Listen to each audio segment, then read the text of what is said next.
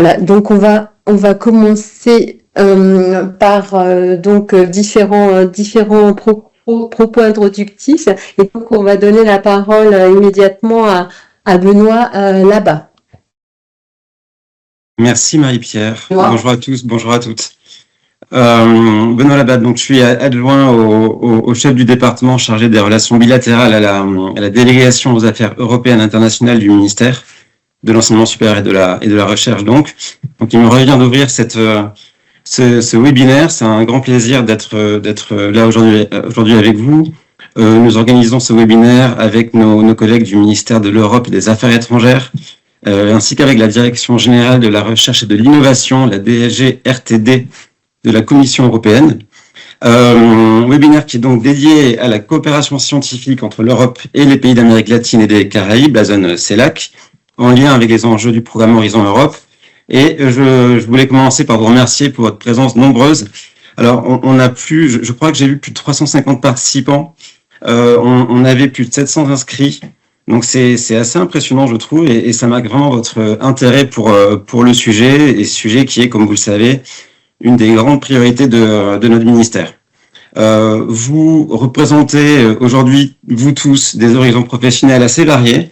On a avec nous des scientifiques, des représentants des ambassades, des services culturels et scientifiques, des universités, des ONR. On a également des responsables des programmes Écosse Nord et Sud, du programme COFECUB, des programmes régionaux AM-Sud et également de la maison universitaire franco-mexicaine. Donc, encore une fois, merci à tous pour votre mobilisation aujourd'hui. Alors, cette mobilisation, elle nous réjouit, mais elle ne nous étonne pas, puisqu'on sait bien, grâce à vous tous, la France est très engagée dans la région Amérique latine et Caraïbes, dans le domaine de l'ESR. Je ne sais pas si vous le savez, mais on a plus de 25 000 étudiants qui sont originaires des pays de la CELAC, qui sont inscrits dans nos établissements d'enseignement supérieur en 2024. Sur le plan de la recherche, on a aussi un potentiel de coopération avec cette zone qui est très important. Et je ne vais pas vous assommer de chiffres, mais juste vous dire qu'on compte de nombreuses copublications avec une grande diversité de domaines avec ces pays-là. On va y venir, mais on a également des programmes bilatéraux qui sont reconnus, qui fonctionnent très bien. Et puis bien sûr tous les dispositifs que les ONR et les établissements d'enseignement supérieur développent avec les projets qui sont mis en œuvre avec leurs partenaires de la zone. Donc on peut vraiment dire que notre action bilatérale avec ces pays de la zone Amérique latine et Caraïbes, elle est pas seulement historique, elle est aussi et surtout véritablement ancrée dans de nombreux projets communs. Et ces projets, on pense qu'ils sont de véritables opportunités pour qu'on arrive collectivement à se positionner sur d'autres projets, peut-être de plus grande envergure, et c'est là où on en vient aux programmes européens et au programme Horizon Europe, et bien sûr au prochain programme cadre, puisque un des enjeux majeurs, c'est donc d'arriver à renforcer la participation de nos scientifiques, de nos institutions à ces programmes, et comme je vous le disais, ça constitue vraiment une priorité majeure, je pense, pour nous, et puis pour l'ensemble de l'écosystème de l'ESR. En particulier, donc pour la zone qui nous concerne aujourd'hui, je voulais saluer le travail de la DGRTD et de l'unité en particulier qui est en charge de la coopération internationale Europe et Amérique latine à la Commission. Cette unité, en partenariat avec les pays de la CELAC, a permis la signature, il y a quelques mois à peine, à Bruxelles, d'une feuille de route commune qui a permis d'identifier plusieurs axes prioritaires de coopération en matière de recherche. Et nos collègues de la Commission vont nous en dire un peu plus dans un instant. Et voilà, du point de vue du ministère, je voulais souligner que nous saluons pleinement cette initiative et qui, on le pense, va venir consolider et puis surtout renforcer notre coopération avec ces pays. Donc la France et à travers et surtout nos chercheurs et nos chercheuses sont bien sûr encouragés à participer activement aux prochains appels à projets qui vont permettre de favoriser la collaboration avec ces pays d'Amérique latine. Ces appels vous seront également présentés par nos collègues de la Commission dans un instant. Au sein du ministère, c'est vraiment toute l'équipe de la délégation des affaires européennes internationales qui s'est mobilisée. Marie-Pierre vous en a dit un mot et a présenté certains des collègues. Mais on aura Virginie Sivan de la DAE également, qui va nous présenter son équipe des points de contact nationaux dont l'engagement est véritablement essentiel pour nous, pour accompagner les établissements vers ces financements européens, et en particulier l'équipe de Genia Shadlova qui est en charge des actions Marie Curie. Un grand merci aussi au poste en Autriche avec Aurégane Labrune qui nous accompagne et qui a accepté de partager son expérience dans l'accompagnement des postes diplomatiques sur les sujets européens. C'est un point qui nous sera très précieux. Et pour finir, je voulais remercier donc bien sûr Émine Augereau, qui est en charge du volet international du programme Horizon Europe.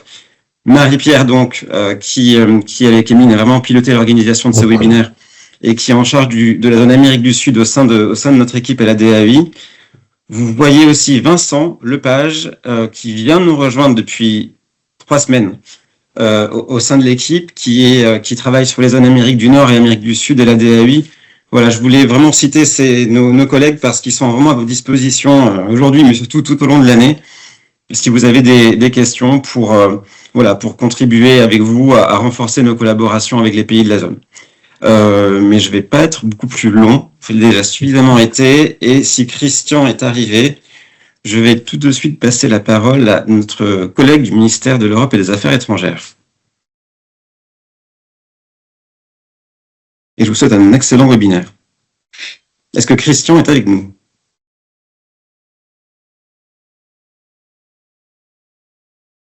Marie-Pierre? Merci en tout cas pour votre présentation. Je suis là, oui. Oui. Je ne trouvais pas le bouton. Bonjour, est-ce que vous m'entendez? Oui, on vous entend. Bonjour, excusez-moi, j'étais un petit peu en retard. On a des problèmes de connexion ici au ministère de l'Europe et des Affaires étrangères. Je suis Christian Estrade. Je m'occupe des partenariats scientifiques et universitaires ici au ministère avec l'Amérique latine. Et je voudrais bien sûr remercier Benoît et toute l'équipe pour cette initiative qui est nécessaire, comme le démontre le nombre d'inscrits et de présents. Je veux parler aussi sur d'autres géographies où nous avons besoin de mieux comprendre, de mieux câbler, de mieux approcher nos projets que nous avons incubés, que nous avons accompagnés pour qu'ils puissent opter et construire des projets de plus grande envergure, des projets européens. Je serai très bref et en complément à ce qu'a pu dire Benoît, je voudrais simplement rappeler que peut-être avec quelques exceptions, l'Amérique latine reste une zone de paix, une zone où la France a des intérêts très importants et avec un dialogue de haut niveau avec de très nombreux pays qui défendent nos valeurs, qui défendent la démocratie, qui défendent les enjeux globaux et qui défendent surtout la science. Je voudrais rappeler que le ministère de l'Europe et des Affaires étrangères donc a publié l'année dernière une nouvelle version de sa diplomatie scientifique et que l'Amérique latine s'inscrit pleinement dans ses priorités, notamment de la défense des libertés académiques.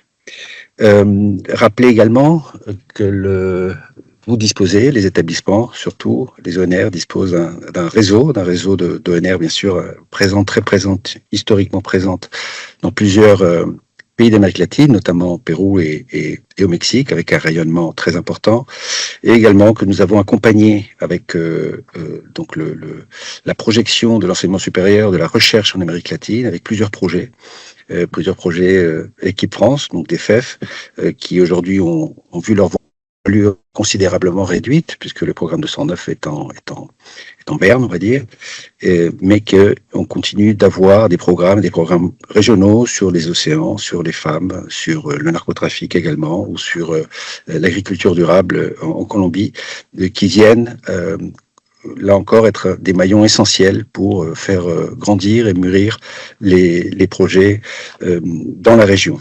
Également signaler la présence, et c'est aussi un signe, de plusieurs instituts, donc l'INRIACHIL et donc le Centre franco-chilien pour l'intelligence artificielle, la présence de l'Institut Pasteur à Montevideo, mais également le tout dernier centre créé, le CFBBA, que nous avons, avec beaucoup d'efforts, accompagné dans sa création. Je parle pour le MESR et pour le ministère de l'Europe et des Affaires étrangères, étant donné que nous avons aussi une zone d'intérêt économique très importante sur le plateau des Guyanes. Voilà un petit peu pour note pas d'ambiance sur la présence et l'accompagnement surtout par le réseau culturel ou plutôt de coopération des 23 SCAC avec 23 conseillers, 23 attachés qui sont là pour vous accompagner, pour être les relais donc des projets et que nous devons apprendre à mieux passer à l'échelle. Et c'est pour ça que ce séminaire est tout à fait crucial. 2-3 mots peut-être aussi pour montrer la bonne santé donc du calendrier 2026. Nous avons plusieurs rendez-vous très importants au Guatemala, donc en mars, des rencontres universitaires, mais également à Buenos Aires au mois d'avril. Et puis annoncer la tenue d'un colloque dans le cadre du SALC, donc du séminaire de l'Amérique latine, qui se tiendra en juin, donc historiquement se tient en juin. Donc le 1er et 2 juin, un colloque international sur économie illicite, trafic et démocratie, que nous accompagnons avec l'Institut des Amériques, qui est à la manœuvre pour cet événement. Et puis, dans la foulée, nous aurons les assises franco-mexicaines, qui est un moment très important pour faire un point d'étape et pour se projeter vers l'avenir. Sans oublier, et là je reviens peut-être au point de départ, la défense de liberté académique, mais également de la science ouverte avec des rencontres France-Amérique latine qui se tiendront à Montevideo en fin d'année, les 28, 29 et 30 octobre. Je vous souhaite un excellent webinaire et je laisse place bien sûr à notre collègue et bien sûr au séminaire outillant qui est pour nous absolument crucial. Merci beaucoup.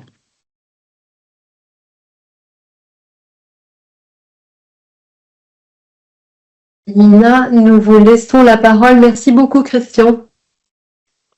Merci beaucoup et bonjour à toutes et à tous, aussi de la part de la Commission européenne.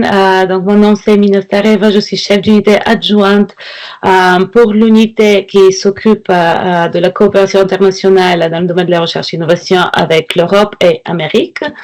C'est un très grand plaisir d'être ici avec vous.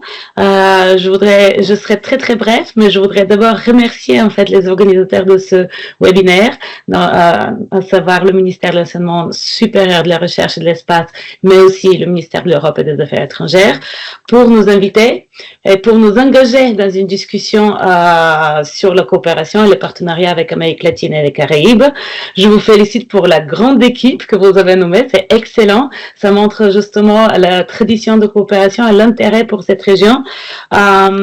Et vous êtes aussi très nombreux aussi aujourd'hui pour participer, ce qui est excellent. Excellent pour de plusieurs points de vue, mais pour citer deux, sur la base d'une très longue tradition de coopération avec la région d'Amérique latine et des Caraïbes, nous sommes dans une phase de renforcement stratégique de notre coopération qui se base sur la première ministérielle de l'Union européenne, donc les pays de l'Union européenne avec les pays de l'Amérique latine et des Caraïbes, l'année dernière, en septembre, qui a adopté une feuille de route, une nouvelle agenda de coopération et qui a mis en place en fait une coopération plus stratégique, plus étroite, de nouvelles modalités de coopération dans des domaines, bien sûr, de longue date, mais très stratégiques, dans le domaine de la santé, de l'environnement ou le domaine de l'intelligence artificielle. Donc, tout ceci, bien sûr, c'est très important, mais on est là aussi pour dire que la participation et l'engagement de la France est crucial, c'est un pilier très très important. Et donc on remercie aussi Benoît pour l'appui qu'il a exprimé dans ses mots d'introduction. Un moment très opportun pour nous rencontrer, c'est aussi parce que, bien sûr, on se trouve dans une période assez importante. C'est la fin la dernière phase du programme de recherche et innovation Horizon Europe, avec la publication des dernières 2 années de programme de travail, 2026-2027, très très récentes, justement en décembre, et avec des appels qui, certains sont actuellement ouverts, mais d'autres sont à ouvrir dans les mois à venir, et qui sont tout à fait importants pour justement renforcer notre collaboration, l'Union européenne, la France et l'Amérique latine et des Caraïbes. Of course, on est là en fait pour vous présenter ces opportunités et donc ça, je suis très très heureuse d'avoir mon équipe avec nous maintenant, donc qui vont prendre la parole et présenter, à savoir Lorna Schläfer qui est la chargée d'équipe qui s'occupe de programmes de travail de coopération internationale et Arnaud Sen qui est la personne de contact, le policy officer sur l'Amérique latine et des Caraïbes. Donc on est là pour vous présenter, pour répondre à vos questions et pour vous donner le maximum d'informations en fait pour faciliter la création ou le suivi de nouveaux contacts, l'utilisation au maximum des réseaux qui sont disponibles tels que les réseaux de points de contact nationaux, les points de contact de côté de la France, mais aussi les points de contact dans la région Amérique latine et Caraïbes, les points de contact dans les délégations de l'Union européenne, mais aussi dans les ambassades. Donc on est là pour rendre ce séminaire de succès et surtout pour être à votre écoute et savoir comment on puisse vous appuyer dans vos démarches de approfondir vos partenariats avec la région d'Amérique latine et des Caraïbes. Je m'arrête ici. C'est un plaisir d'être avec vous et je nous souhaite un séminaire très très agréable. Merci beaucoup. Merci beaucoup Mina, merci donc à tous les trois, Benoît, Christian et Mina pour ces propos introductifs et nous allons donc enchaîner avec Lorna et Arnaud pour la présentation de la Commission européenne sur les enjeux Europe-Amérique latine et donc on va partager l'écran, les slides des collègues. Donc, je ne sais pas si c'est Lorna ou Arnaud qui commence. C'est Lorna. C'est Lorna. Ok, moi. Très bien. C'est vous qui avez les slides? Oui. Oui. Okay. Est-ce que vous les voyez? Oui, je les vois. Merci beaucoup. Bonjour à toutes et à tous et merci pour cette invitation et cette opportunité de vous présenter un petit peu ce que nous sommes en train de faire et surtout les opportunités qui sont ouvertes et qui vont ouvrir prochainement pour renforcer la coopération internationale dans la recherche et l'innovation avec l'Amérique latine et les Caraïbes. On peut déjà passer au prochain slide. Désolée, je vais devoir répéter ça de temps en temps, mais voilà. Donc ce que nous allons faire aujourd'hui avec mon collègue Arnaud est d'abord de vous donner un aperçu très rapide, bien sûr, d'Horizon Europe et de la coopération internationale, juste pour que les aspects fondamentaux dont il faut quand même être au courant quand on veut répondre à un appel à projet soient clairs pour tous. Ensuite, Arnaud va prendre la parole en se focalisant bien sûr sur la région LAC ou ALC et nous allons à nouveau retourner un petit peu plus sur le programme dont Mina a parlé, qui a été adopté à la fin de l'année passée et qui donc a plusieurs appels à projets qui seront ouverts en 2026 et 2027. Il y en a qui ciblent bien sûr les pays LAC, ou qui sont d'un intérêt particulier pour cette région. Et donc nous allons vous en parler un peu plus dans le détail. Voilà, on peut passer à la prochaine. Voilà. Donc juste pour donner un petit peu le contexte pour ce séminaire, comme beaucoup de vous le savent, Horizon Europe est le plus grand programme international de financement de la recherche et l'innovation au monde. Nous parlons pour cette édition d'Horizon Europe, donc qui couvre la période 2021-2027, d'un budget de, on n'est pas en Belgique, donc je vais devoir dire 93,5 milliards d'euros, voilà, qui sont distribués sur différents piliers que vous voyez là dans le slide. Donc il a la partie qu'on appelle Excellent Science, la partie de recherche collaborative qui est la partie en orange, donc qui est assez importante, la partie Innovative Europe qui est en gris, et puis il y a un quatrième pilier qui est ce qu'on appelle qui touche widening, donc des pays, certains pays plus de European Research Area. Non, désolé, mais en français j'en perds mon français. Prochain slide. Voilà, donc juste pour revenir à nous, le programme bien sûr est basé sur des fondements qui sont liés évidemment à l'approche européenne en général aux politiques et en ce cas particulier, l'idée est d'être ouvert, disons, parce que la science, la collaboration scientifique sont à la base des initiatives des entreprises ouvertes, et tout en préservant quand même où c'est nécessaire, et ceci est généralement indiqué assez clairement pour ceux qui sont familiers avec les appels à projets dans les descriptions, mais en préservant les intérêts de l'UE où c'est nécessaire. L'idée aussi bien sûr de promouvoir les valeurs et les principes de l'Union et dans le domaine de la recherche et de l'innovation, et de s'assurer qu'il y ait quand même des conditions de concurrence équitable et de réciprocité quand il s'agit de coopérer avec des pays tiers. Donc nous avons une espèce de slogan, si vous me permettez le terme, qui dit que on est aussi ouvert que possible et aussi fermé que nécessaire dans cette coopération internationale. Ceci dit, ça reste quand même un programme qui est très ouvert, et ceci est visible aussi dans le nombre de participations. Prochain slide. Voilà, juste pour qu'on situe un petit peu, je pense que c'est utile de présenter visuellement la structure du programme. Avant, il y avait les différents pourcentages, mais là, c'est plus facile à voir.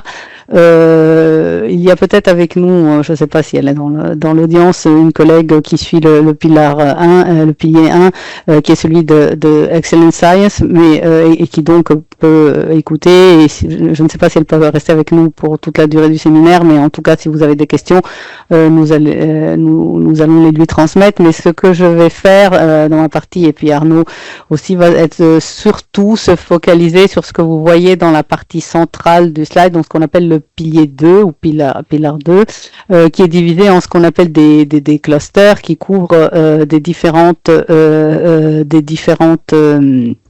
zones de coopération dans la recherche, qui vont de la santé à l'industrie digitale, le climat, parce que c'est vraiment le cœur des projets collaboratifs d'Horizon Europe. C'est là où on met ensemble ce qu'on appelle les consortiums, des groupes donc d'entités qui vont répondre aux appels à projets, et je pense que c'est là où c'est intéressant d'avoir plus d'informations opérationnelles à vous fournir pendant le séminaire d'aujourd'hui. Le prochain slide. Voilà, donc pour le pilier 1, donc comme j'ai dit, on va couvrir ça très brièvement. J'imagine que beaucoup de chercheurs, ou du moins qui sont présents dans l'audience, connaissent très bien les bourses Marie Skłodowska-Curie ou le Conseil européen de la recherche. Ce qui est important à retenir dans ce cas, c'est que les chercheurs de toute nationalité peuvent postuler à des bourses pour travailler dans un laboratoire européen. Et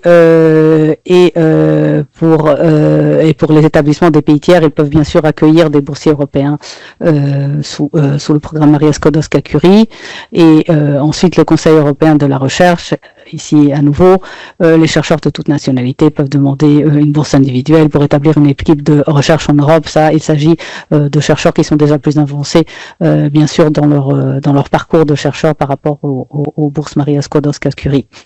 Mais on peut passer déjà à la prochaine diapositive. Donc, ce qui est intéressant dans le pilier 2, donc celui qui était dans l'image centrale qui couvre plusieurs domaines, c'est que pratiquement tous les sujets sont ouverts à la coopération internationale, ce qui est important parce que c'est une chose qui de temps en temps est oubliée, et même si c'est un programme européen, c'est important de savoir que l'idée de base, justement, comme je le disais, c'est d'être le plus ouvert possible, sauf quand il faut faire autrement.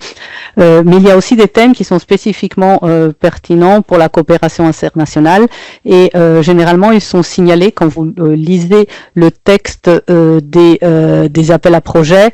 Il y a souvent une petite phrase qui dit, bon, ça sera en anglais, International cooperation is encouraged, et dans certains cas, elle est requise. Donc ça, c'est très important, parce que ça veut dire que pour être éligible, pour être considéré, si la coopération internationale avec certains pays est requise par l'appel à projet, c'est important de répondre à cette demande et à ce critère. Pour la coopération, donc il y a des domaines de thématiques stratégiques, des zones géographiques qui sont des fois ciblées, dont effectivement l'Amérique latine et les Caraïbes, et il y a aussi initiatives multilatérales qui sont couvertes dans le cadre d'Horizon Europe. Alors, ce qui est important à savoir pour le programme qui vient de sortir en décembre 2025 et qui donc va couvrir, comme je le disais, la période 2026-2027, il y a plus ou moins 20% des sujets identifiés qui sont identifiés comme pertinents pour la coopération internationale. Et sur le portail Funding and Tenders, comme on l'appelle, mais il y a les liens dans la présentation, donc vous inquiétez pas, il ne faut pas retenir forcément les noms. Voilà. Il y a des filtres qui permettent de trouver les projets qui ont une dimension de coopération internationale particulièrement accrue. Le prochain slide. Voilà. Une autre chose à savoir dans le contexte général, quand nous parlons de coopération internationale, évidemment, alors il y a dans les États membres de l'Union européenne et il y a ce que nous appelons les pays associés, qui sont 21 pays en ce moment, qui ont des conditions. C'est des pays, par exemple, les pays qui sont candidats pour l'élargissement de l'Union. Il y a certains pays tiers qui ont signé des accords, justement, comme le Canada, donc qui peuvent participer à Horizon Europe plus ou moins aux mêmes conditions que les États membres. Par contre, tous les autres pays qu'on appelle des pays tiers non associés, c'est le reste du monde, mais c'est important de savoir qu'on peut les distinguer en deux groupes, c'est-à-dire qu'il y en a certains qui ont déjà quand même signé un accord bilatéral en matière de coopération scientifique et technologique avec l'Union, ce qui veut dire qu'il y a une plateforme, une manière de structurer le dialogue pour la coopération en matière de recherche et innovation, et à savoir pour l'Amérique latine et les Caraïbes, il y en a 4, ce sont le Chili, le Mexique, le Brésil et l'Argentine, donc ce qui permet d'avoir des échanges plus structurés par rapport à comment coopérer en la matière. Par contre, tous les autres pays, évidemment, n'ont pas d'accords bilatéraux avec l'Union, ce qui ne les empêche pas, comme je le disais, le programme est ouvert, de faire partie de projets. La prochaine slide. Pour vous donner quelques chiffres, c'est vraiment un programme qui est international. Vous voyez qu'il y a des participations de 188 pays, donc c'est vraiment important.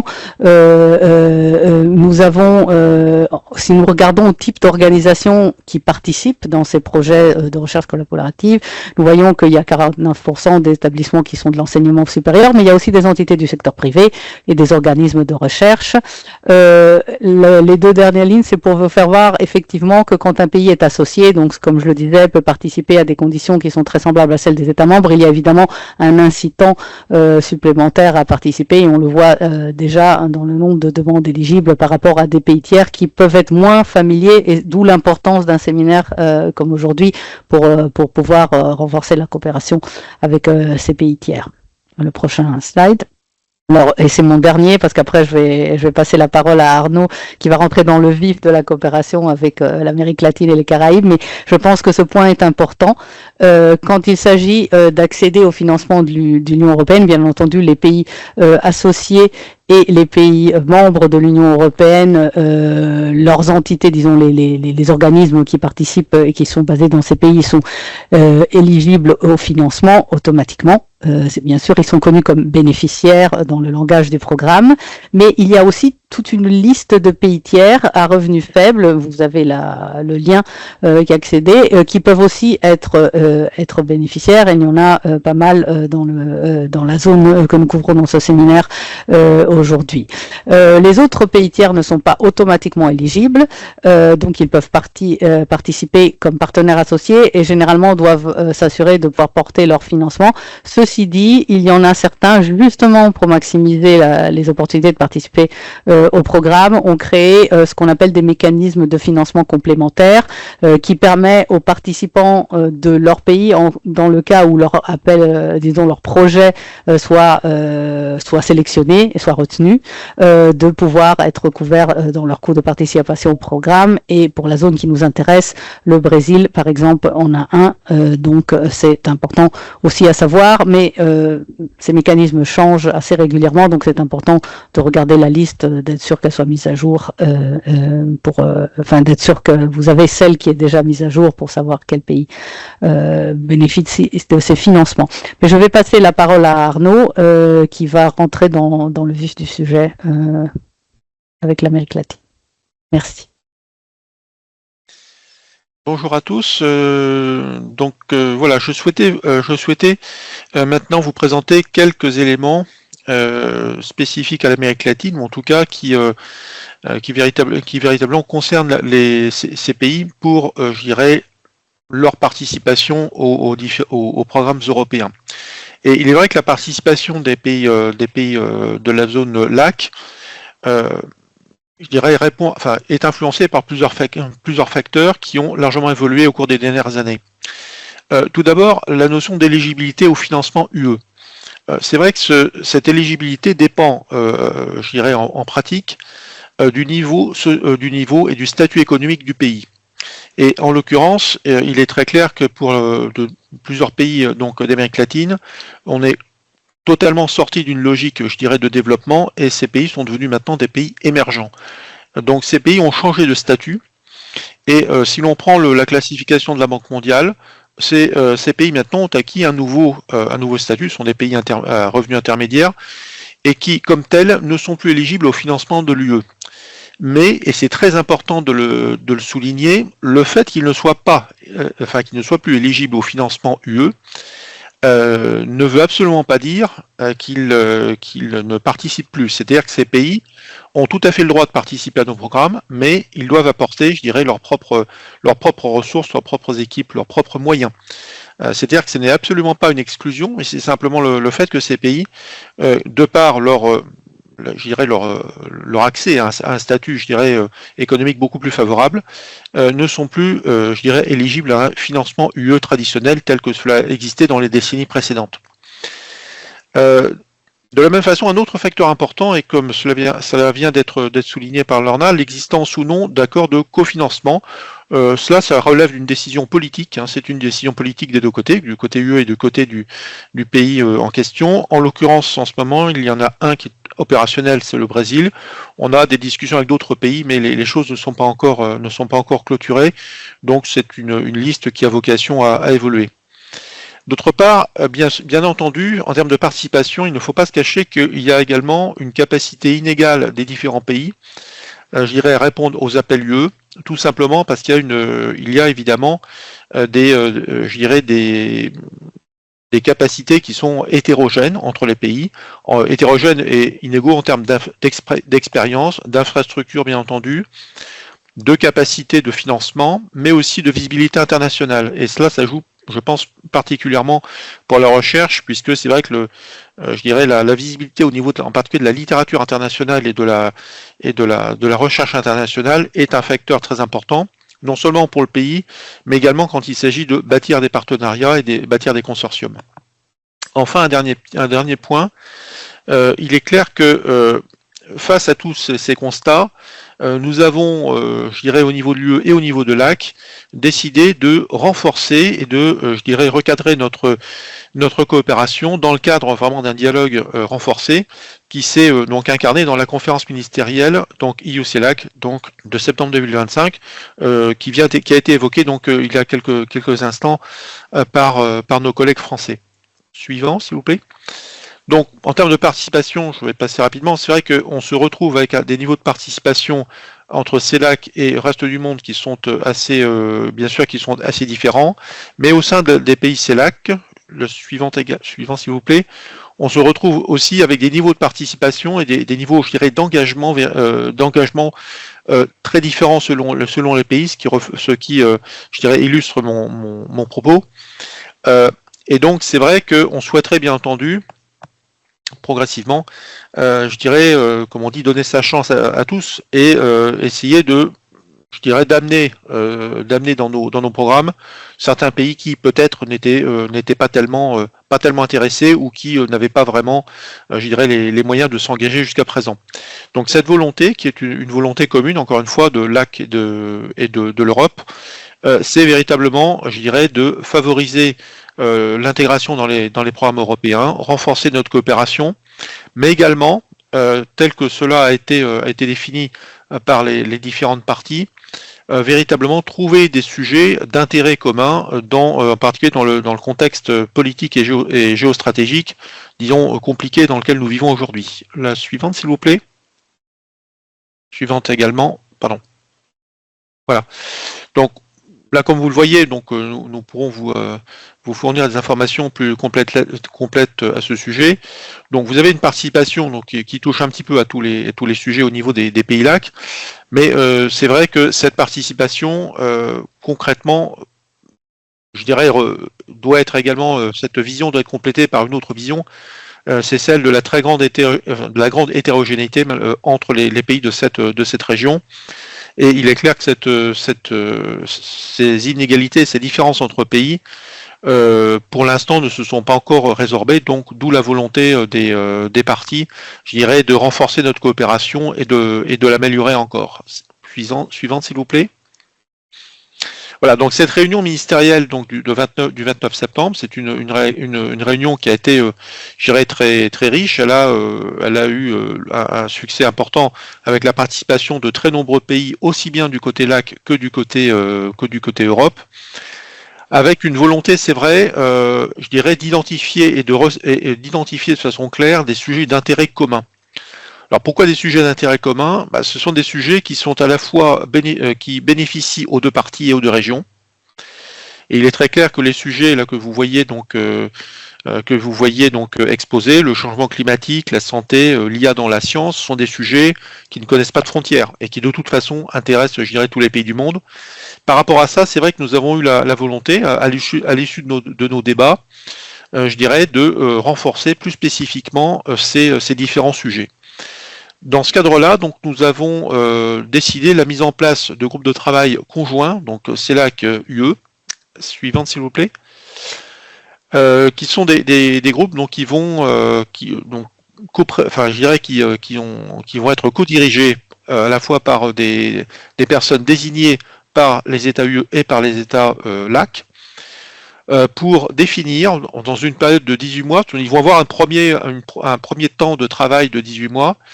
Et ils vont donc définir donc un plan de travail pour la recherche UE-LAC, en essayant bien entendu d'apporter, autant que faire se peut, une synergie entre tous ces groupes, afin que les modalités donc, de coopération soient véritablement, je dirais, à la fois harmonisées et soient le plus bénéfiques possible pour les deux parties.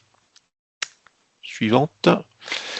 Alors un autre point important, parce que je pense que c'est très important de le souligner, c'est que bien sûr, Horizon Europe, bon, je dirais, comme cela a été souligné par ma collègue Lorna, est un programme très important, à la fois financièrement, c'est un programme très important au niveau mondial, qui bénéficie d'une très grande visibilité au niveau mondial, mais ce n'est pas le seul canal par lequel, je dirais, on peut renforcer la coopération.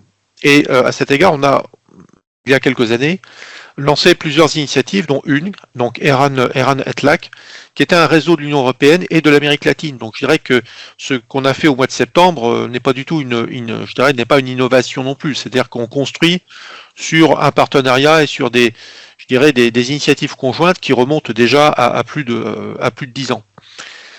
Cette première initiative donc, qui avait été lancée a permis de financer un nombre assez important de projets, plusieurs dizaines en fait, 55 exactement, dans différents domaines comme l'énergie, l'environnement, l'alimentation, l'agriculture, la pêche, la santé, mais aussi les TIC, sur des sujets qui évidemment évoluent beaucoup, puisque des sujets comme l'environnement ou TIC sont des sujets qui évoluent de façon très rapide. Mais on avait déjà évoqué à l'époque des sujets clairement d'intérêt commun. Et donc en se basant sur ces résultats, sur déjà cette réflexion de long terme, nous avons donc renforcé cette dynamique et donc nous avons à partir de 2017, je dirais, remis dans un nouveau format. Le suivant s'il vous plaît. Voilà, nous avons dans une nouvelle configuration repris la même idée et créé donc ce EU-LAC Interest Group. Donc qui est un groupe je dirais, qui va continuer donc à travailler sur ces sujets, mais avec aussi la volonté, je dirais, d'améliorer, de renforcer bien sûr le financement et de participer à des projets qui soient véritablement transnationaux en complément de la logique Horizon Europe. Donc encore une fois, c'est un complément à la logique et à la participation Horizon Europe. Donc ce groupe, je dirais, revue qui s'appelle donc le ILUAC Interest Group, donc a lancé lui également un certain nombre d'appels à projets relativement nombreux pendant un certain nombre d'années. Prochaine s'il vous plaît. Mais il a été également donc il a lancé donc un certain nombre de calls, et ça on pourra vous donner à l'issue de la réunion des informations plus précises. Suivante s'il vous plaît. Pardon. Mais c'est vrai que ce programme a été véritablement un programme qui a commencé déjà à structurer une réflexion spécifique entre UE et LAC. Il a en plus donné aux gens une première opportunité pour renforcer la construction de leurs projets, et également renforcer la constitution et la construction de consortiums, puisque les projets que nous montons sont des projets de consortium, ce qui nécessite évidemment des contacts très réguliers et des contacts importants entre les futurs participants. Je ne serai pas plus long, je vais maintenant passer de nouveau la parole donc à ma collègue pour la présentation du programme de travail 2026-2027. Merci Arnaud. Oui, donc me revoilà. Nous allons conclure notre présentation avec ce dernier volet sur justement le programme de travail, comme je le disais, 2026-2027, qui a été publié en décembre 2025 et qui est donc, comme le disait Mina au début, est le dernier, le dernier de la durée du programme Horizon Europe qui va se terminer justement en 2027. Vous voyez le lien où vous pouvez accéder à tous les textes des appels à projets sur le slide. La prochaine. Opérationnellement, pour les pays LAC, ce qui est important à savoir, comme je le disais au début, il y a évidemment beaucoup plus de ce qu'on appelle des topics de sujets qui sont publiés dans le programme de 2026-2027, mais il y en a 26. Alors les slides, c'est un petit peu petit sur les slides, mais vous allez les recevoir après. Il y en a 26 qui ciblent vraiment ou qui sont d'intérêt particulier pour les pays de l'Amérique latine et des Caraïbes, et vous les voyez tous listés ici. Alors ils couvrent beaucoup de sujets distribués dans ce que nous appelons les clusters de ce pilier 2, donc pour la recherche collaborative dans le programme Horizon Europe et dans ce programme de travail 2026-2027.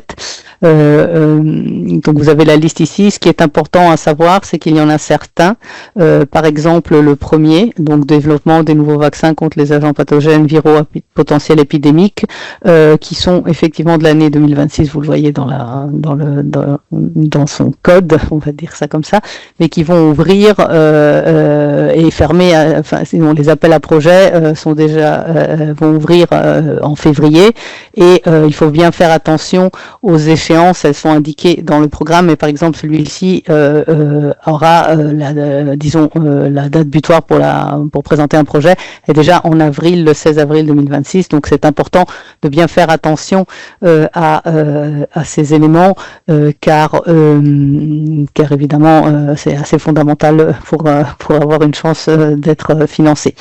Voilà, les prochains slides. Vous pouvez passer à celui d'après. Ça, c'est juste pour vous donner l'aperçu en total. Comme je disais, il y a ces 26 appels qui sont marqués pour la coopération avec la région ALC. Donc la santé, j'ai cité le premier, mais il y en a un autre, par exemple, sur les antimicrobiens innovants, qui sortira en 2027. Donc dans ce cas-là, le temps pour préparer un consortium, mettre en place un consortium aussi avec potentiellement des pays de l'Amérique latine et des Caraïbes, évidemment beaucoup plus long que celui pour les programmes 2026. Le deuxième cluster, qui donc couvre la culture, créativité et société inclusive, a pour les parties coopération internationale et d'intérêt pour le lac, vous voyez deux sujets par exemple ici, un sur l'aide au développement et gouvernance démocratique, et l'autre est un sujet qui a été couvert mais sous un différent angle dans les les programmes de travail précédents, c'est la durabilité du tourisme culturel, ce genre d'aspect. Un prochain. Ensuite, dans ce cas spécifique, le cluster 3 qui est d'habitude la sécurité civile pour la société, mais qui a quand même une vocation assez centrée sur l'Union européenne, il y a moins d'opportunités pour la coopération internationale. Ceci dit, un exemple qui était assez bon et assez intéressant dans l'année précédente, c'était un thème ouvert pour améliorer la gestion des risques de catastrophe et la gouvernance pour assurer l'autosuffisance et la durabilité des opérations en faveur d'une résilience renforcée. Et là, clairement, comme il y a de l'expérience dans ce domaine aussi dans les pays lacs, ceci était effectivement d'intérêt et signalé comme ouvert, ou encourageant la coopération avec LAC. Ensuite, vous allez le cluster sur le numérique, l'industrie et l'espace. Ici, vous en avez un, par exemple, qui couvre l'intelligence artificielle pour l'alerte précoce et la préparation, et à nouveau coopération internationale en matière d'intelligence artificielle. Ici, à nouveau, bien faire attention à la date butoir, celle pour le programme 2026, et par contre, celui pour le programme 2027, il y a déjà plus de temps. Prochain slide. En climat, énergie, mobilité, il y a ces opportunités-là. Une opportunité contre la désinformation, communique efficacement sur le changement climatique. Un sur la modélisation, les prévisions des événements extrêmes dans un climat en mutation, ça c'est pour le 2027. Donc assez important aussi des sujets où il y a la possibilité de mettre sur pied des consortiums qui sont assez étendus, et bien entendu, vu que le sujet est d'intérêt global, il est évident qu'il est aussi plus facile de trouver des partenaires internationaux, même dans les pays là, qui sont intéressés à coopérer et à fournir leur expertise dans ces domaines. Et pour finir, le cluster 6 qui donc couvre tout ce qui est lié à l'alimentation, bioéconomie, ressources naturelles, agriculture, environnement. Là, il y a toute une partie sur les océans. Il y a aussi des causes sur l'économie circulaire, sur la biodiversité, donc qui sont importantes à considérer pour une coopération avec les pays de l'Amérique latine et les Caraïbes. Prochain slide. Donc, nous l'avons mis en rouge parce que c'est quand même vrai. C'est un programme très compétitif. Il y a beaucoup de demandes. On est surdemandé par rapport aux fonds qui sont disponibles.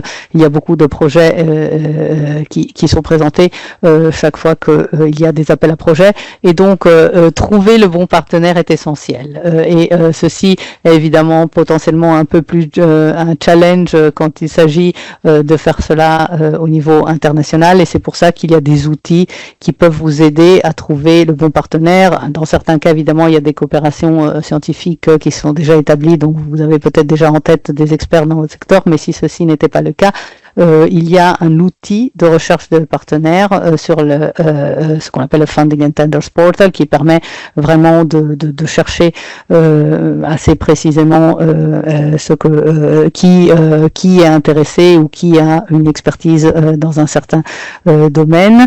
Et puis il y a aussi un autre lien où il y a tous les projets qui impliquent déjà le CNRS, qui est trouvable en utilisant ce qu'on appelle la base de données Cordis. Le prochain slide. Voilà. Au début, dans les remarques introductives, et je sais qu'il y aura peut-être aussi plus d'informations sur les points de contact nationaux, ce qui est important de savoir, évidemment, pour les pays lacs, c'est qu'il y en a qui sont nommés effectivement au sein des différents pays lacs. La coordination pour la région assurée par l'Uruguay, c'est important parce que ces points de contact nationaux servent aussi à accroître la participation de tous les acteurs au programme européen et renforce la démocratisation, facilite l'accès au programme, ce qui sert aussi un peu à contrer ce qu'Arnaud expliquait, qu'évidemment les capacités de participer, de s'insérer au bon moment dans la formation d'un consortium ou d'un projet ne sont pas égales parmi tous les participants, et donc évidemment le rôle des points de contact nationaux est essentiel pour aider à naviguer la complexité quand même du programme, surtout pour ceux qui sont primo-participants dépend si par hasard il n'y a pas eu d'expérience précédente dans certains pays, et c'est le cas de demande de fonds sous Horizon Europe. Donc vous avez tous les guides et les documents méthodologiques avec les liens, et il y a aussi des webinaires et des réunions d'information, et c'est important de regarder ce qui est à disposition et de bien en faire usage parce que ça facilite évidemment la préparation d'une proposition. Un prochain slide. Et pour finir, il y a aussi ce qu'on appelle le réseau Euraccess. C'est une initiative qui sert justement pour promouvoir les opportunités de collaboration entre l'Union européenne et l'Amérique latine et les Caraïbes. Elle est très active aussi en Amérique latine et les Caraïbes. Et il y a 2 sièges d'Euraccess, un en Colombie et un au Brésil. Et à nouveau, ici, il s'agit de promouvoir les opportunités, de faire des formations, des présentations, des sessions d'information pour savoir effectivement qu'est-ce qui est à l'horizon et quelles sont les opportunités, des webinaires sur les appels à financement. Et ici, vous avez à nouveau le portail pour l'Amérique latine et les Caraïbes. Et donc, je vous propose de nous arrêter là du côté de la Commission. On vous remercie pour votre attention. Nous avons peut-être été un peu plus long que prévu, mais j'espère que nous avons pu vous donner un bon aperçu de quelles sont les possibilités et de comment les utiliser. Merci. Merci beaucoup aux collègues de la commission. Merci à Lorna et à Arnaud. Et nous allons céder la parole à Virginie pour la suite, justement pour le côté, pour les points de contact nationaux, la présentation des points de contact nationaux. Donc Virginie, on te laisse partager ta présentation.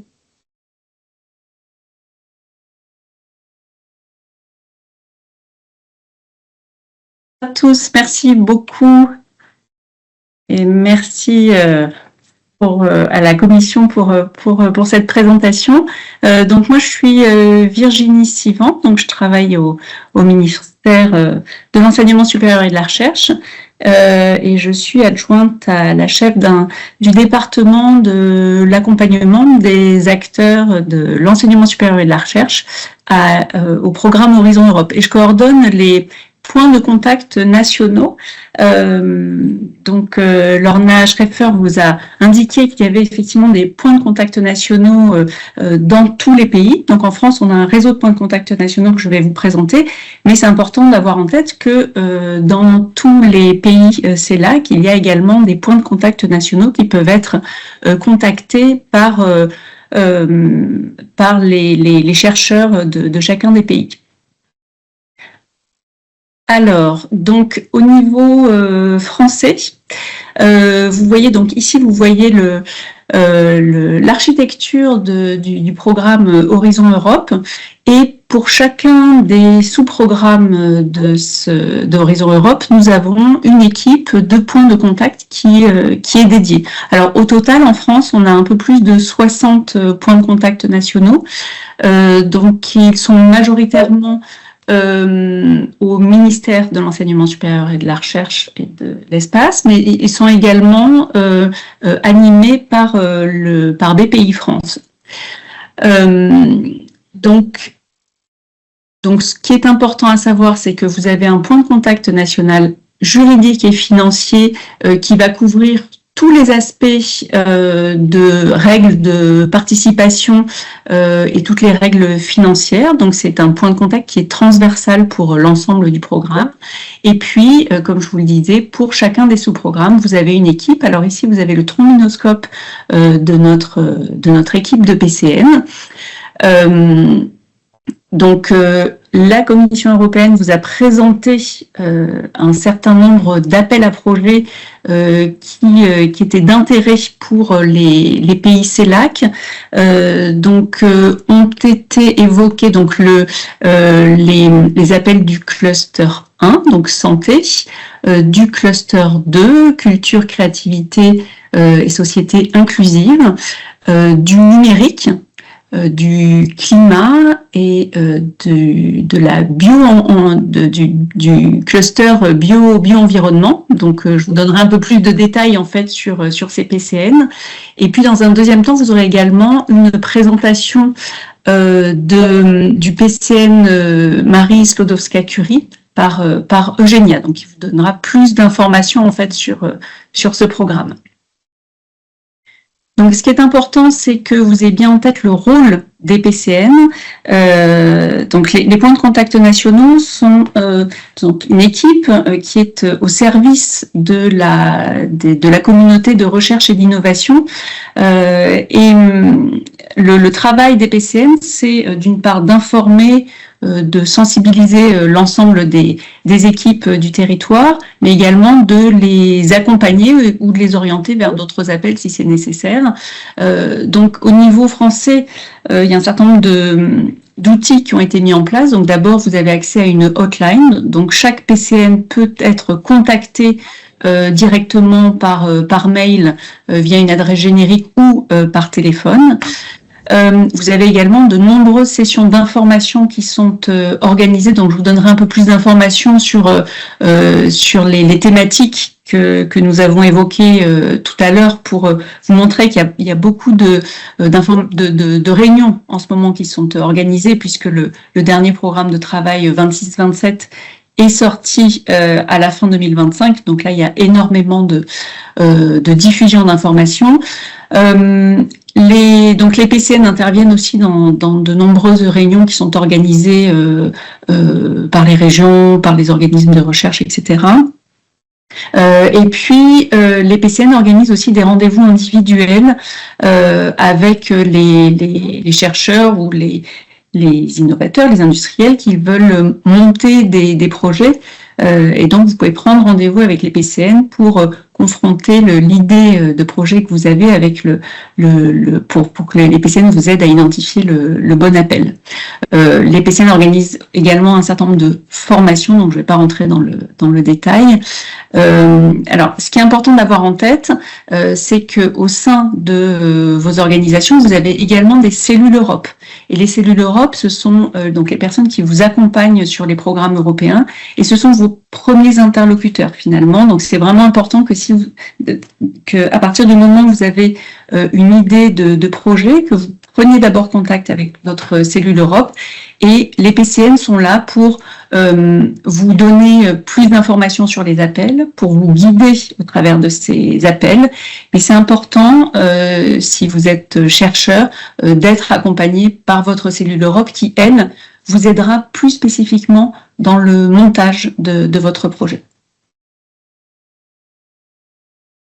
Alors, donc sur la slide d'après, vous voyez là la manière de contacter les points de contact nationaux. Vous avez un lien qui vous renvoie sur notre site web, qui est notre principal outil de communication, sur lequel vous avez donc évidemment le lien pour contacter tous les PCN, mais vous avez également toutes les informations qui sont disponibles sur le programme.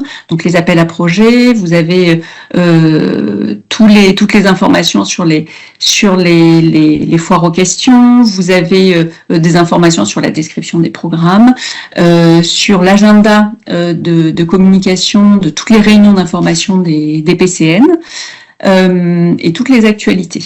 Donc vous avez également le lien vers le site web sur cette page. Toutes les équipes de PCN ont un compte LinkedIn, c'est-à-dire que toutes les informations que vous voyez sur le site sont également relayées sur les comptes LinkedIn. Donc je vous encourage vraiment à vous abonner à ces... Alors je ne vois plus ma présentation, mais je vous encourage à vous abonner à au compte LinkedIn pour avoir vraiment les informations dès qu'elles sont publiées. Vous avez également des newsletters qui sont publiés par chacun des PCN. Donc, vous pouvez vous abonner directement aux newsletters des PCN. Et enfin, vous avez accès à des flyers qui ont été mis en place par le PCN et qui vous donnent des informations générales sur chacun des programmes. Alors, je voulais vous donner par PCN les dernières actualités qui peuvent vous intéresser. Comme je vous le disais, il y a beaucoup de réunions en ce moment qui sont organisées. Donc, le PCN juridique et financier, je vous rappelle, c'est le PCN transversal, donc il va vous donner des informations sur toutes les règles de participation, organise une réunion le 27 janvier, donc la semaine prochaine, pour vous donner toutes les informations sur les nouveautés sur les appels à projets 26-27. Oui, on ne voit pas défiler, tes slides ne défilent plus. Ah, donc il faudrait que je le recharge peut-être alors. J'arrête le partage parce que pour moi ça fonctionne. Alors je vais peut-être essayer de... je vais repartager. Alors, si vous me direz si ça marche.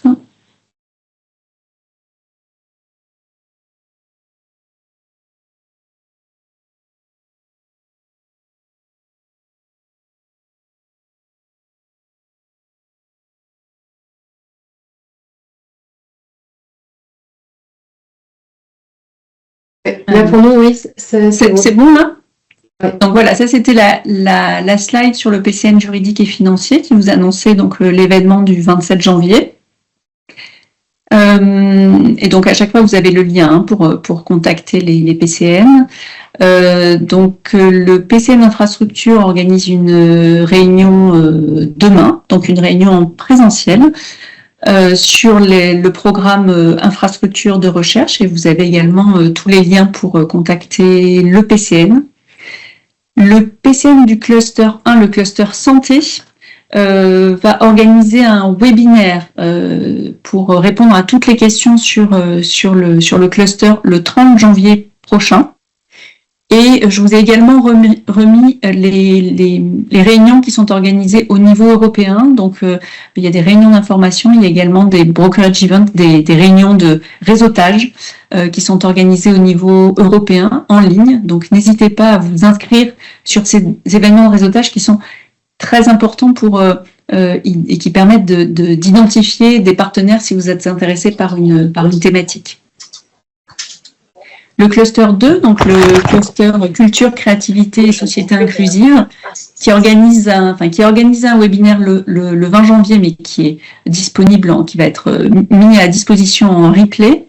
Et puis également un certain nombre d'événements européens qui sont prévus dans les mois qui viennent, avec notamment un info-day, et puis il y aura aussi un événement de réseautage qui sera organisé en France, à Paris, début juin.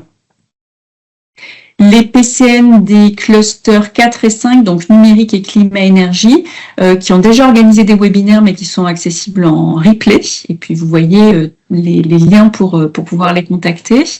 Et puis enfin le cluster 6, donc le cluster qui concerne l'alimentation, la bioéconomie, les ressources naturelles, l'agriculture et l'environnement, a organisé un webinaire le 16 janvier pour présenter les appels 26-27, mais vous pouvez déjà y accéder en replay. Et puis, vous avez également des réunions. Alors, vous avez un info-day qui est organisé par la Commission européenne les 22 et 23 janvier. Voilà, donc ça, c'était des informations que je voulais vous donner sur les PCN. Donc, n'hésitez pas à les contacter pour avoir plus d'informations et pour que vous soyez accompagnés dans le montage de vos projets sur les thématiques qui sont ciblées sur les appels CELAC. Je voulais également vous donner une information qui est très importante pour le montage de projets. Au niveau national, il existe des dispositifs de soutien au montage de projets en coordination. Donc, il y a deux principaux dispositifs. Donc, il y en a un qui est piloté par l'ANR et qui s'appelle le MRSEI ou SRSEI. Donc, ce sont deux dispositifs en fait qui encouragent la coordination de projets, c'est-à-dire que en répondant à un appel à projet, en présentant un consortium que vous êtes en train de monter pour un appel européen, vous pouvez bénéficier d'une enveloppe de 35 kg pour vous aider au montage de projet, donc qui peut couvrir à la fois les missions, tout ce qui tourne autour de la mise en relation, l'organisation de réunions, etc., et qui peut couvrir aussi le recrutement d'un cabinet de conseil pour vous aider à l'écriture de projets. Donc pour l'instant, il n'y a pas encore les dates pour 2026. Les dates ne sont pas encore identifiées, mais elles ne devraient pas tarder à être publiées sur le site de l'ANR. Donc ça, c'est si vous coordonnez un projet et que vous êtes un académique. Et si vous êtes une entreprise, il y a aussi des aides qui sont mises en place au niveau de BPI. Donc c'est un dispositif qui s'appelle le DIAG PTI et qui vous permet aussi de bénéficier de financement pour vous aider à monter votre projet. Alors soit en tant que coordinateur ou en tant que partenaire. Donc voilà, c'est important d'avoir en tête ces dispositifs qui sont très très aidants pour le montage de projet.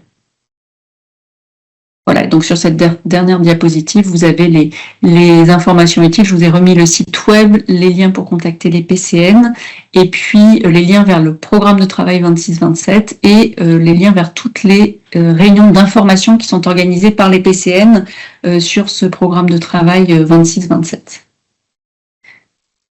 Voilà, donc je ne sais pas s'il y a des questions. Je ne sais pas si on prend tout de suite les questions. Je vois qu'il y a des mains levées.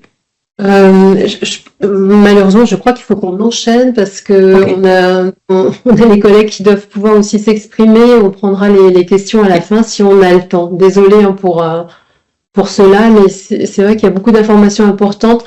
On va continuer avec Eugénia si tu es présente. Et peut-être Virginie, si tu peux enlever ta présentation, laisser la main. Alors si Eugénia charge la sienne, ça va enlever la mienne directement en fait. Ok. Merci beaucoup Virginie. Et désolée pour les collègues, on prendra les questions à la fin. Merci beaucoup. Moi, je vais vous présenter un peu plus en détail le programme Action Marie Skłodowska-Curie, avec notamment un focus sur les opportunités que ce programme offre pour la coopération internationale et en particulier donc avec les pays de l'Amérique latine. Est-ce que vous voyez mon diaporama? Oui. Parfait. Donc, je suis Eugénia Chadlova, je suis la coordinatrice du point de contact national Action Marie Skłodowska-Curie en France. Donc, voilà, ce programme qui est situé dans le pilier 1 de Horizon Europe, pilier excellence scientifique, et donc qui a la particularité d'avoir une approche bottom-up. Donc, c'est un programme blanc, il n'y a pas d'appel thématisé, ce qui fait partie de son attractivité. Donc, les porteurs de projets sont libres de choisir leur sujet de recherche. C'est un programme qui va financer des projets de recherche, mais aussi de formation des chercheurs à partir du doctorat. Il va encourager la mobilité internationale, intersectorielle entre milieux académiques et non académiques et l'interdisciplinarité et viser à promouvoir l'attractivité des conditions de travail et de recrutement et avoir un effet structurant sur les établissements. Donc, ce programme est composé de 6 actions. Donc, il y a des réseaux de formation doctorale qui s'adressent aux consortia qui souhaitent proposer une formation doctorale adossée à un projet de recherche. Donc, ça va être comme un projet collaboratif de recherche avec plusieurs partenaires dans différents pays. Et donc, les entités basées dans les pays d'Amérique latine peuvent tout à fait y participer. Et donc, ce consortium va ensuite recruter une cohorte de doctorants qui vont travailler sur le sujet de thèse, et ces thèses vont composer ce grand projet collaboratif de recherche. Il y a ensuite des bourses individuelles postdoctorales qui permettent soit à un postdoctorant venant d'Amérique latine de faire jusqu'à 2 ans de postdoc dans un pays européen, ou inversement, un postdoctorant venant d'un pays européen, partir jusqu'à 2 ans dans un pays d'Amérique latine et revenir ensuite. L'action MSc Staff Exchange, ensuite, c'est une autre action qui finance des projets collaboratifs de recherche menés en consortium, donc, dans lequel également les pays d'Amérique latine, les entités légales basées dans les pays d'Amérique latine peuvent participer. Certains vont pouvoir participer pour envoyer leur personnel à mobilité et d'autres, et pour recevoir le personnel venant des pays européens, et d'autres vont pouvoir uniquement recevoir leurs collègues venant des pays européens. Et ensuite, donc les actions, l'action Co-Fund et Choose Europe for Science, c'est des actions qui vont financer des programmes de formation et de mobilité à grande échelle, mais il est aussi envisageable d'impliquer les entités basées en Amérique latine dans ces actions portées par les bénéficiaires européens ou français par exemple.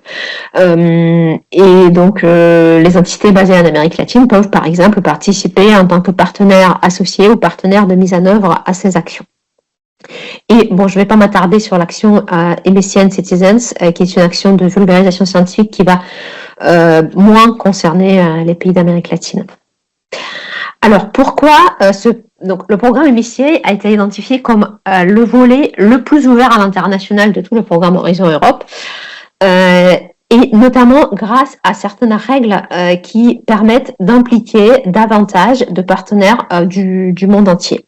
Donc, une de ces règles, c'est une possibilité pour les chercheurs recrutés dans les projets financés par ce programme de faire ce qu'on appelle des secondments, c'est-à-dire des séjours de recherche plus ou moins longs, pendant lesquels ils sont recrutés par un établissement basé dans un pays européen, mais ils vont passer jusqu'à la moitié de leur contrat dans un autre établissement qui peut notamment être basé hors Europe et notamment en Amérique latine. Voilà, ce qui permet par exemple de recruter un thésard, un co-tutelle qui sera recruté par un établissement français et qui sera un co-encadrement avec une université au Brésil ou au Mexique ou en Argentine, ou ça peut être vraiment tout pays. Alors, nous avons déjà, d'autres collègues ont déjà parlé des différentes catégories de pays, des pays membres, des pays associés. Donc, il y a aussi des pays tiers.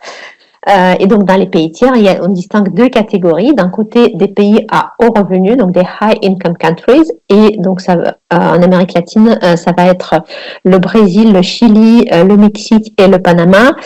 Et ensuite, il y a aussi des pays tiers à faible et moyen revenu. Donc, ces pays, voilà, c'est globalement tous les autres pays en Amérique latine, à l'exception de ceux que je viens de nommer. Et ces pays-là peuvent participer aussi et recevoir le financement de Horizon Europe. Alors que les pays à haut revenu, ils peuvent participer, mais ils ne peuvent pas demander le financement. Les établissements, ensuite, donc, on parle beaucoup des universités, mais en fait, le programme MSCI, il est aussi ouvert au secteur non académique, c'est-à-dire que les associations, les musées, les entreprises peuvent également participer, être partenaires de ce type de projet. Et donc, dans les projets, on distingue deux types de partenaires. Donc, d'un côté, il y a des bénéficiaires, c'est ceux qui vont recevoir le financement et recruter les chercheurs.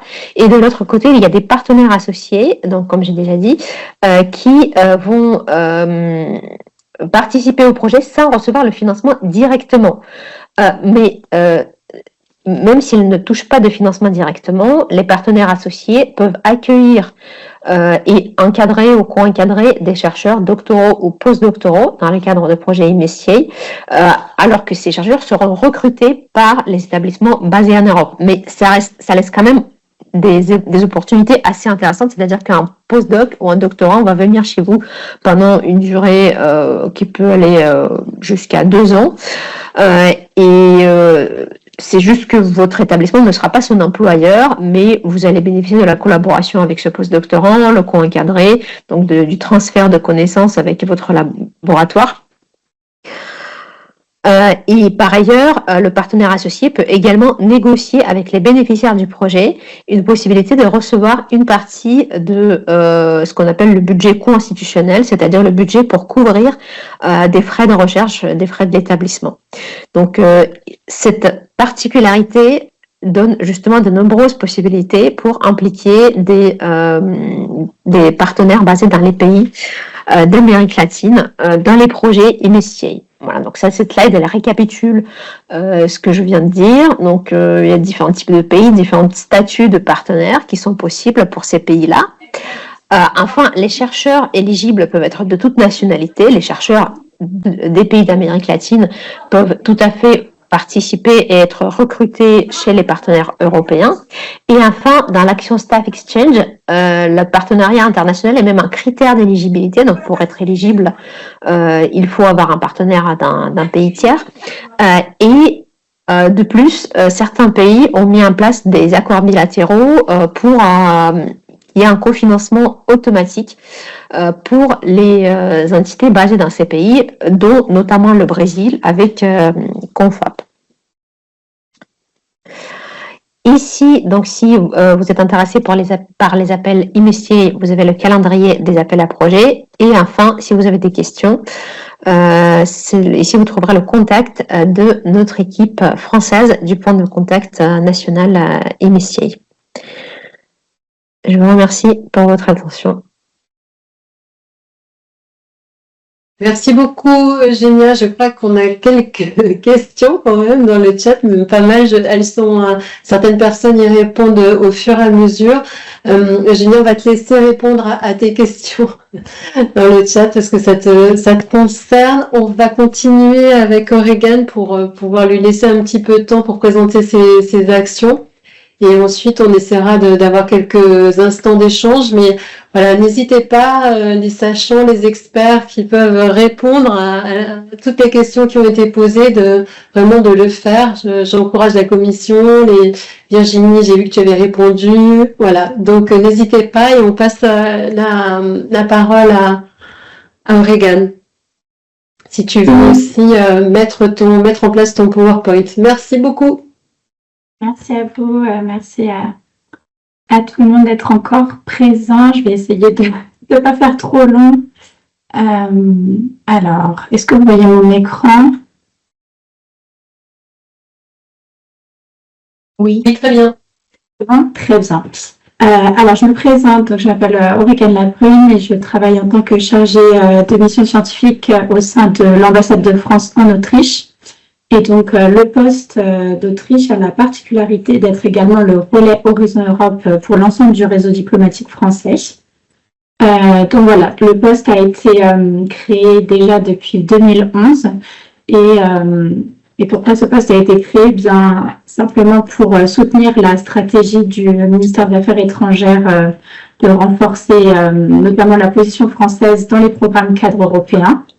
Donc, il y a vraiment une volonté d'encourager le réseau diplomatique et notamment les attachés de coopération scientifique et universitaire à mieux prendre en compte cette dimension européenne et multilatérale dans la collaboration scientifique et renforcer les échanges et la coopération entre les différents acteurs scientifiques également au niveau bilatéral.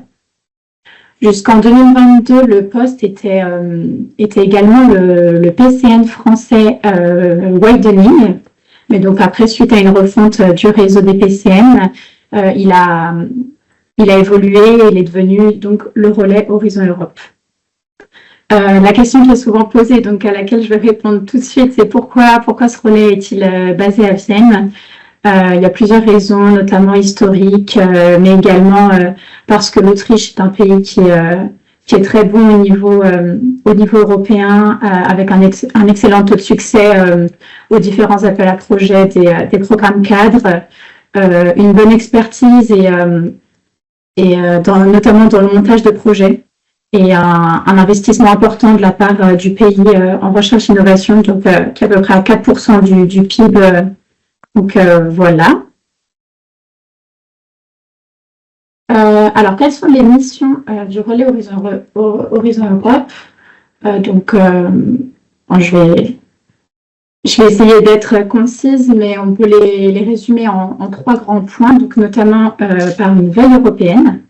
Donc, le poste de Vienne fait un suivi stratégique de l'actualité européenne en matière de recherche et d'innovation, puis rédige une lettre d'information Europe qui est bimestrielle à destination du réseau diplomatique français, mais pas que, car depuis quelques temps, on a vraiment pour vocation à l'ouvrir au plus grand nombre pour qu'elle puisse être utilisée et utile pour chacun. Et donc, c'est une lettre classique qui va inclure des articles focus sur des thématiques stratégiques, des points forts de l'actualité ESR, les événements à venir, appels à projets ouverts, encore des résultats, etc. Pour le réseau diplomatique, la lettre est disponible directement sur l'espace Diplonet, donc dans la rubrique outils de la coopération universitaire et scientifique. Et sinon, elle est également envoyée en pièce jointe PDF à l'ensemble des personnes abonnées à cette lettre. Donc, si ça vous intéresse, n'hésitez pas à m'envoyer un mail. Vous aurez les contacts utiles à la fin de ma présentation. Et je peux vous ajouter bien volontiers à cette lettre de diffusion. Ensuite, on a également une mission de coordination et de mise en réseau. Donc, on organise des webinaires bimestriels également en lien avec les besoins identifiés par les postes diplomatiques. Donc, ça peut être des rencontres, sessions d'information, retours d'expérience, etc. Avec la participation d'acteurs extérieurs pertinents, donc soit d'autres postes, des experts du MESR ou encore des acteurs français de la recherche. Et je propose également pour les postes diplomatiques des rendez-vous personnalisés afin de regarder ensemble notamment sur des besoins spécifiques du poste en lien avec les programmes cadres et en lien notamment avec Horizon Europe et essayer d'adapter avec les acteurs de la recherche locaux et à la situation du pays concerné.